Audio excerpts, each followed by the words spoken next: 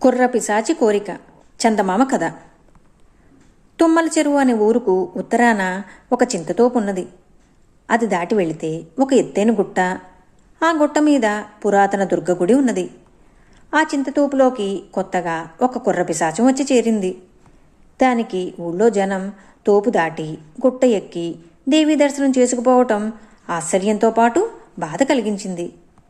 దారిలో పట్టపగలే చీకటి గుయ్యారంగా ఉండే ఈ చింతతోపులో ఇంత ఎత్తు చింత చెట్టు మీద నేనుండగా మనుషులు తోపు దాటి గుట్టెక్కడమెందుకు? వాళ్ళకేమైనా కష్టాలుంటే నేను తీర్చలేనా అనుకున్నది కుర్రపిశాచి. ఆ ఊళ్ళో ఉన్న ఒక ధనికుడు, ఒక మధ్యతరగతి వాడు, ఒక పేదరాలు రోజు తప్పనిసరిగా దేవీ దర్శనం చేసుకుని వెళ్తూ ఉండేవాళ్ళు. ఒకనాడు ధనికుడు దేవీ దర్శనం చేసుకుని చీకటి పడి తిరుగు ప్రయాణమయ్యాడు. ఆయన చింతతోపు ప్రవేశించగానే కుర్రపిశాచం చెట్టు మీద నుంచి ఆయన ముందుకు దూకి, పాపం, శ్రమపడి రోజు ఇంత దూరం వస్తున్నావు. ఆ దేవి నీ కష్టం తీర్చిందా ఆర్చిందా? నేను చిటికలో నీ కష్టాలన్నింటినీ మొటమాయం చేయగలను అన్నది. ముందు పిశాచాన్ని చూసి భయపడిన ధనికుడు ధైర్యం తెచ్చుకుని, ఏం చెప్పమంటావు? నా కష్టం గురించి కట్టుకుపోయేంత ఆస్తి ఉన్నది. అయితేనే కంటికి కునుకు లేదు. ప్రతి రాత్రి జాగరణ చేస్తూ నరకం అనుభవిస్తున్నానంటే నమ్ము అన్నాడు నిట్టూర్చుతూ. అతడి కష్టానికి మూల కారణం పసిగట్టిన కుర్రపిశాచి, ఈ రాత్రితో నీ కష్టం గట్టెక్కినట్టే. అయితే ప్రతిఫలంగా నాకు ఆ దుర్గాదేవి గుడి లాంటిదే ఈ చింతతోపులో ఒక గుడి కట్టించాలి అన్నది. అదెంత పని? నా కష్టం తీరాలే గాని నీకు గుడి కట్టించడం క్షణాల మీద జరిగిపోతుంది అని ధనికుడు వెళ్ళిపోయాడు. కొంతసేపు అయ్యాక మధ్యతరగతి వాడు తోపులో ప్రవేశించాడు.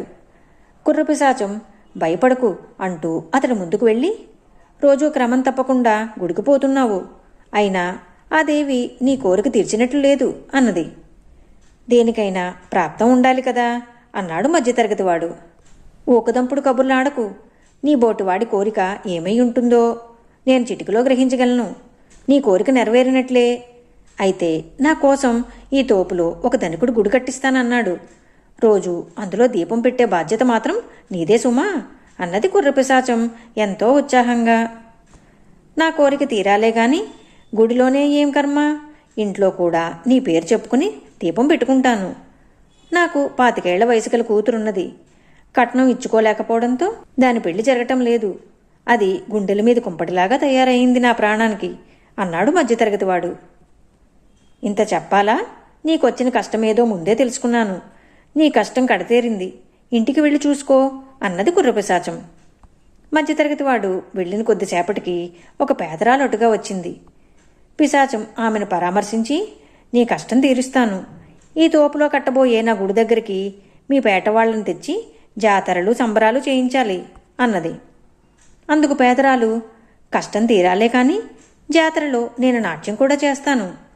నా మొగుడు తాగుబోతూ ఏ పని చెయ్యడు. నేను కష్టపడి తెచ్చిన డబ్బు కొట్టి లాక్కుపోతాడు అన్నది కన్నీళ్లతో. ఇక నీకా బాధ లేదు, ఇంటికి పో అన్నది పిశాచి. తర్వాతది తన కోసం ఆ తోపులో గుడి వెలిసినట్టు ఎక్కడి నుంచో జనం తండోపతండాలుగా వచ్చి తనను కొలుస్తున్నట్లు కలలు కన్నది. మర్నాడు చీకటి పడుతూనే తోపులో ప్రవేశించిన ధనికుణ్ణి చూస్తూ, రాత్రి బాగా నిద్రపట్టిందా? నా గుడికి శంకుస్థాపన ముహూర్తం ఎప్పుడు పెట్టిస్తున్నావు అని అడిగింది కుర్రపిశాచి. ధనికుడు కోపంతో, ముందు నీ భూస్థాపితానికి ముహూర్తం పెట్టిస్తాను.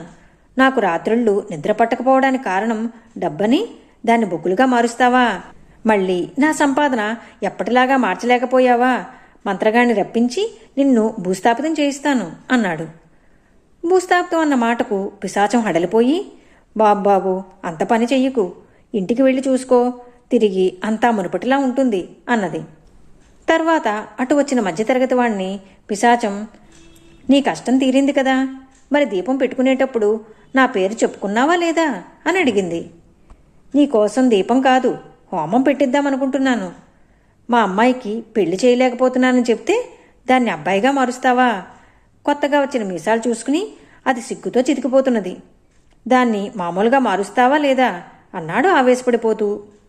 హోమం పేరు వింటూనే కుర్రపిశాచి అదిరిపడి పెద్ద మనిషికి చేతులు జోడిస్తూ, నాకు హోమం పెట్టించుకు, ఇంటికి వెళ్ళి చూసుకో, అంతా మామూలుగానే ఉంటుంది అన్నది. అతను వెళ్ళిపోయిన పావుగంట కల్లా పేదరాలు బిగ్గరగా అరుస్తూ పిశాచి దగ్గరికి వచ్చింది. పిశాచి ఆవిడ చూస్తూనే, ఆహా, జాతరలో నాట్యం చెయ్యాలి కదా, అందుకు ఇప్పటి నుంచి అభ్యాసం చేస్తున్నావా అని అడిగింది. ఆ ప్రశ్నకు పేదరాలు రెచ్చిపోయి, జాతర కాదు, నిన్ను పాత్ర వేయిస్తాను.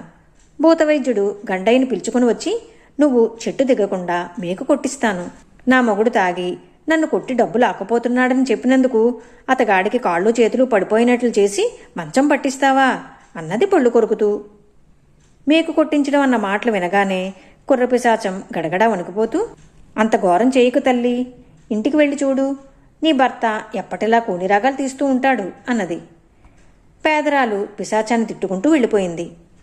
కుర్రపిశాచికి అక్కడ ఉండడం క్షేమం కాదనిపించింది. ధనికుడు, మధ్యతరగతివాడు, పేదరాలు తిరిగి వచ్చి వాళ్ళన్నంత పని చెయ్యొచ్చు. ఇలా ఆలోచించి కుర్రపిశాచం అక్కడి నుంచి ఎగిరి అడవిలోని ఒక ఓడల మర్రి మీద వాలి, పాడు మనుషులు, వాళ్లకు మేలు చేయబోవటం నాదే తప్పు అంటూ అరిచింది కోపం కొద్దీ. ఆ చెట్టు మీద స్థిర నివాసం ఏర్పరచుకున్న ఒక ముసలి పిశాచం కుర్రపిశాచం నుంచి జరిగిందంతా విని, తప్పంతా నీది, మనుషులు పూజించేది దైవశక్తిని కాని పిశాచాల మాయల్ని కాదు, గుడులు దేవుళ్ల కోసం, మనబోటి పిశాచాలకు కాదు.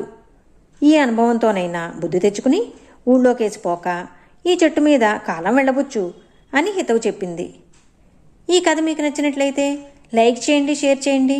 మరిన్ని మంచి కథల కోసం మా సంపత్ ఛానల్ సబ్స్క్రైబ్ చేసుకోండి.